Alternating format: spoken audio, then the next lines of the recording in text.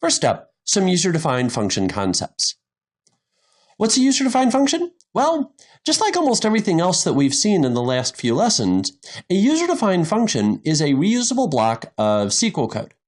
Now, in a lot of ways, a user-defined function is a cross between a view and a stored procedure. That's similar to a stored procedure, it can accept parameters, and then in similarity to a view, as we're going to see, this can return a table. It also, by the way, has the ability to return a scalar value, and we're going to take a look at how to create all types of those here in just a moment.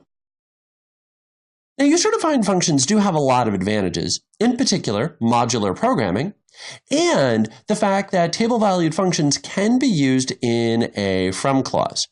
In a lot of ways, actually, a table-valued function is similar to a view, or basically exactly like a view, that accepts parameters.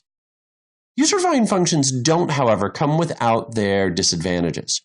For starters, user-defined functions can potentially slow things down.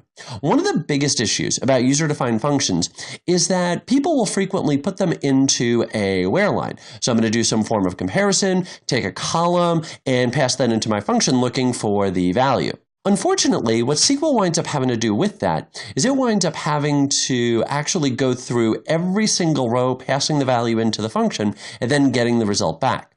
This is sometimes known as a hidden cursor, and that can really impact performance. So you do need to be very careful about where it is that you use it.